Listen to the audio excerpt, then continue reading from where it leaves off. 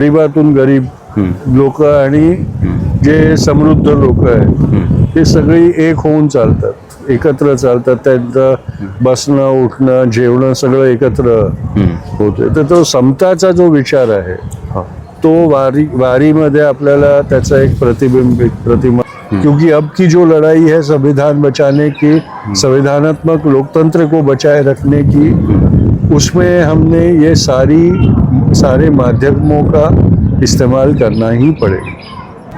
तर तिथे आता तलवार घेऊन चालणारी दिसायला लागली आहे आणि घृणा चे स्लोगन्स पण, उसमें घृणा की बातें भी होना शुरू हो गया है. प्रवचनों में एक अलगाववाद का असर दिखने लगा है. वारकरींचा परिश्रम, त्यांचा त्याग आणि त्यांची जी एक धगश होती आपलं साध्य करायची, आपल्या मुक्कामावर पोचायची, आपला जो शेवटचा हे होता पंढरपूर, ते लक्ष साधायची जी एक ऊर्जा असते त्यांच्यामध्ये, तेच दांडी यात्रामध्ये तुम्हाला सगळीकडे दिसेल. प्रेरणाचा स्रोत पण तेच दिसतं. आणि आपण फार छान तरीकेने गोडसे नथुरामनी ती नाव दिलं. ते त्याच्यापासून जर आपल्या देशाला, आपल्या समाजाला, आपल्या संस्कृतीला वाचवायचं असेल तर आपल्याला संतांची प्रेरणा आणि संतांपासून शिकवण घ्यावीच लागणार आहे. नमस्कार, लय भारीमध्ये आपल्या सगळ्यांचं स्वागत. तुम्हाला सगळ्यांना माहीत आहे की मी संत तुकाराम महाराजांच्या दिंडीमध्ये सहभागी झालेलो आहे आणि संत तुकाराम महाराजांच्या दिंडीमध्ये श्यामसुंदर महाराज यांची संविधान समता दिंडी आहे. तर त्या दिंडीमध्ये मी पुणे ते पंढरपूर असं चाललेलो आहे आणि आज महात्मा गांधी यांचे पंतू तुषार गांधी हे या संविधान समता दिंडीमध्ये सहभागी झाले होते आणि त्यांचं जाहीर भाषणसुद्धा झालेलं आहे. तेही मी रेकॉर्ड केलेलं आहे, तेही तुम्हाला ऐकायला मिळेल काही वेळानंतर. तर मी त्यांच्यासोबत गप्पा मारणार आहे. त्यांच्यासोबत गप्पा मारण्याच्या अगोदर मी एक तुम्हाला गोष्ट सांगतो की मी महात्मा गांधीजींना प्रचंड मानतो. महात्मा गांधीजींचा आणि आपल्या वारकरी संप्रदायाचा काय संबंध आहे असं तुमच्यातले अनेक जण विचारू शकतात. विशेषतः अंधभक्त विचारू शकतात, व्हॉट्सअप युनिव्हर्सिटीमधले लोक विचारू शकतात. मी नेहमी जात असतो महात्मा गांधी जिथे राहिले होते, मनी भवन ग्रँड रोडला आहे आणि तिथं महात्मा गांधीजींनी बरेच वर्ष तिथं राहिले होते आणि त्यांनी वाचलेली प्रचंड पुस्तकांची, म्हणजे अगदी लायब्ररी वाटावी इतकं मोठा पुस्तकांचा खजिना आहे. आणि तिथे मला चक्क म्हणजे संत ज्ञानेश्वरांनी लिहिलेली ज्ञानेश्वरी, म्हणजे जी आपण ज्ञानेश्वरी घराघरामध्ये पुजतो, म्हणजे प्रत्येकाच्या जे वारकरी संप्रदायातले लोक आहेत त्यांच्या देवाऱ्यात ती असते, पारायण, त्याच्यावर पारायण होतात, सप्ताह होतात. तर ती जी ज्ञानेश्वरी आहे ती महात्मा गांधीजींनी गुजरातीमध्ये ट्रान्सलेट करून वाचलेली आहे. म्हणजे जे अंधभक्त आहेत किंवा व्हॉट्सअप युनिव्हर्सिटीतले जे लोक आहेत त्यातले अनेक जण असे असतील, अनेक जण म्हणजे 90% असतील की ज्यांनी ज्ञानेश्वरी वाचलेलीच नाही. तर महात्मा गांधीजींवर वारकरी संप्रदायाच्या अंगाने टीका करण्या अगोदर मी त्यांना हे सांगतो. आता आपण मुलाखतीला सुरुवात करू. तुषारजी, लय भारीमध्ये आपका स्वागत. Thank you sir. मला हे सांगा की महात्मा गांधीजी आणि वारकरी संप्रदाय, महात्मा गांधीजींचे विचार असतील, त्यांचं कार्य असेल, ते त्यांच्या कार्याची, त्यांच्या विचारांची या वारकरी संप्रदायासोबत तुलना होऊ शकते का? हो, कारण जर त्यांची प्रार्थना शैली पाहिली तर त्याच्यात सर्व धर्मांचा समावेश असायचा, त्या प्रार्थनांचा समावेश असायचा. जी भक्ती परंपरा वारकरी संप्रदायामध्ये दिसते, सूफी एक इन्फ्लुअन्स दिसतो, तसाच बापूंच्या आश्रमच्या प्रार्थनेमध्ये पण तो एक हे जे ज्याला आपण मिलीजुली तहजीब म्हणतो, गंगा जमनी तहजीब म्हणतो, त्याचा असर दिसतो आपल्याला. आणि तो मला वाटतं की जी ही संत आणि सूफी परंपरा ज्याच्यातून वारकरी समाजचा उद्भव झाला, त्याच परंपरेचा एक अवयव आहे. तर ते त्यांच्या जे स्पिरिच्युअल आध्यात्मिक जे त्यांचं होतं त्याचा एक हे आहे. पण वारकरींपासून प्रेरणा घेऊन ते दिंडीचा मॉडेल त्यांनी स्वतंत्रता संग्राममध्ये पण ठेवलं. आणि जर दांडी कूच आपण पाहिली, दांडी यात्रा, दांडी यात्रा त्यांना बापूंनी सांगितली होती, कारण की त्यांच्यासाठी ती एक यात्रा जसंच होतं. तर त्याचं आणि हे वारी जे आहे त्याची जे साम्यता आहे ते आपल्याला दिसेल की 6 दिवसात आटोपण्यात येणारी जे पहिल्यांदा परिकल्पना प्लॅनिंग होतं ते बापूंनी वाढवून 24 दिवस केलं. वारकरींची दिंडी 22 दिवसाची असते. अच्छा. तर हे जे साम्यता आहे, मला वाटतं बापूंनी त्याचा जे महत्त्व होतं की आपला संदेश लोकांपर्यंत पोचायला आपल्याला लोकांच्या मनात एवढा वेळ राहायला टिकून राहायला पाहिजे आणि त्याच्यासाठी आपण परिश्रम करायला पाहिजे. अच्छा. आणि वारकरींचा परिश्रम, त्यांचा त्याग आणि त्यांची जी एक धगश होती आपलं साध्य करायची, आपल्या मुक्कामावर पोचायची, आपला जो शेवटचा हे होता पंढरपूर, ते लक्ष साधायची जी एक ऊर्जा असते त्यांच्यामध्ये, तेच दांडी यात्रामध्ये तुम्हाला सगळीकडे दिसेल. प्रेरणाचा स्रोत पण तेच दिसतं. आणि म्हणून मला वाटतं की ह्या सगळ्यांचा अभ्यास करून त्यांनी आपल्या स्वतंत्रता संग्रामाची जी व्यूहरचना केली त्याला सफलता मिळाली. सर, तुम्ही ह्या दिंडीमध्ये सहभागी झाला, संविधान दिंडीमध्ये. तुम्ही गेल्या वर्षी आला होता. तर तुम्हाला काय यावंसं वाटतं, या संविधान दिंडीचं का महत्त्व वाटतं? मला वाटतं की वारकरी संप्रदायामध्ये आणि हे वारी जे निघते ते पूर्वीची जे त्याची एक हे होतं, चित्र होतं ते वेगळं होतं. आणि आता त्याच्यात एक विषारी विचार घुसपैठ करताना दिसतो. आणि म्हणून जिथे ढोल ताशे आणि मंजिरा वाजायचे, आप हिंदी में भी बोल सकते हैं सर, जो कंफर्टेबल है. जरूर. तर तिथे आता तलवार घेऊन चालणारी दिसायला लागली आहे. आणि घृणा चे स्लोगन्स पण, उसमें घृणा की बातें भी होना शुरू हो गया है. प्रवचनों में एक अलगाववाद का असर दिखने लगा गया है. तो वो जो जगह हम लोग ने रिक्त की और या हमसे छीन ली गई है, उसे वापस हमने अपने कब्जे में लेना पड़ेगा.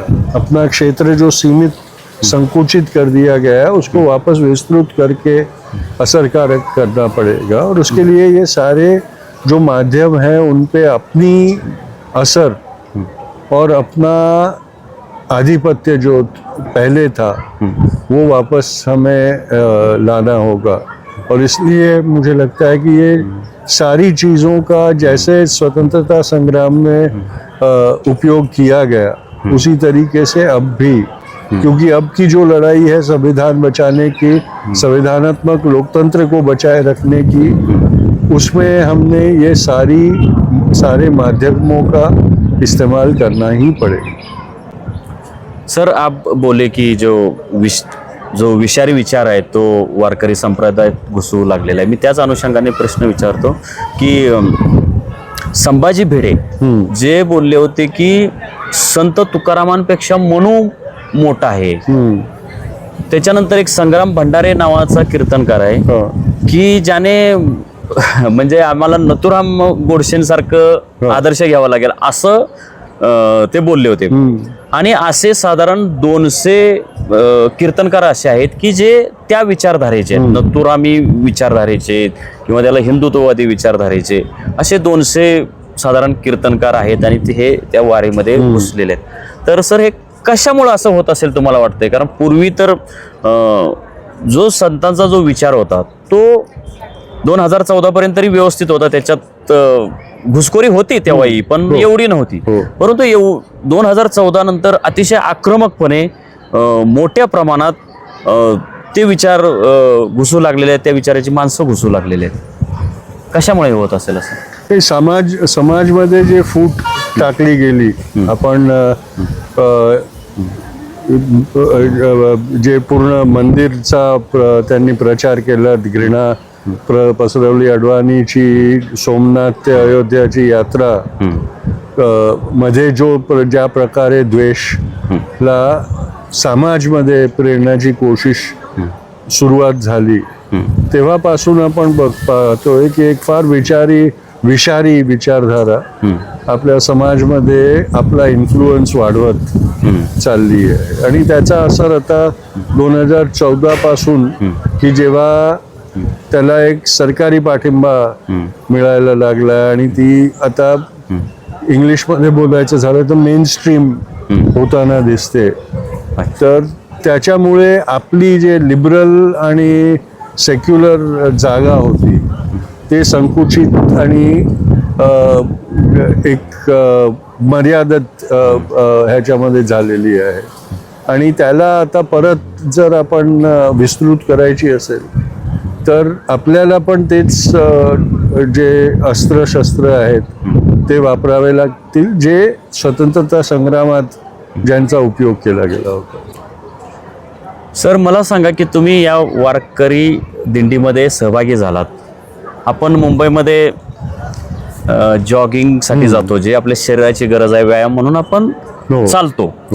परंतु तुम्ही इथं वेगळ्या हेतूने चाललात, वारकऱ्यांबरोबर चालला. मला वाटतं काही किलोमीटर तुम्ही चाललेला होता. तर कसं वाटलं, तो अनुभव कसा वाटला तुम्हाला? गेल्या वर्षी पण तो अनुभव फार छान होता, कारण एक समताचा एक हे उदाहरण आपल्याला वारकरी दिंडीमध्ये दिसतो, जिथे गरीबातून गरीब लोक आणि जे समृद्ध लोक आहेत ते सगळी एक होऊन चालतात, एकत्र चालतात. त्यांचं बसणं, उठणं, जेवणं सगळं एकत्र होते. तर तो समताचा जो विचार आहे तो वारीमध्ये आपल्याला त्याचा एक प्रतिबिंब, एक प्रतिमा, एक आकृती दिसते.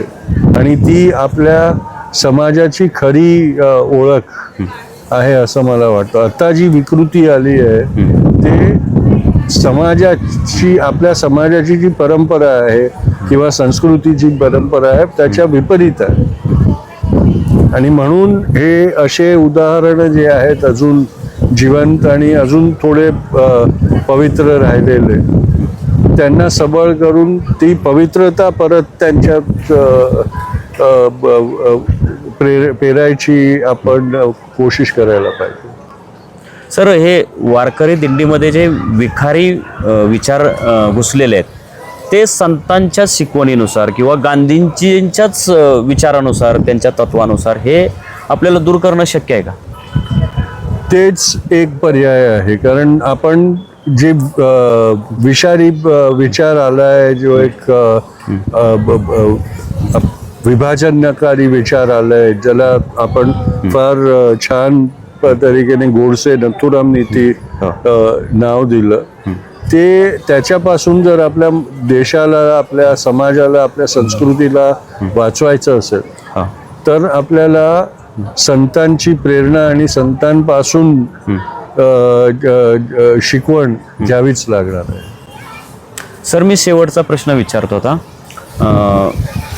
तुम्ही भाषणामध्ये मगाशी सांगितलं की महात्मा गांधीजींच्या दांडी यात्रेला लवकरच 100 वर्ष पूर्ण होत आहेत आणि त्याची आठवण म्हणून आणि देशाला ते आठवण करून देण्यासाठी तुम्ही त्या 100व्या वर्षी पुन्हा दांडी यात्रा काढणार आहात. तर ते काय स्वरूप असेल आणि त्यासाठी तुम्ही लोकांना काय आवाहन कराल? आम्ही लवकरच सोशल मीडियावरती त्याची सगळी प्लॅन आणि टाइम टेबल वगैरे सगळं टाकू.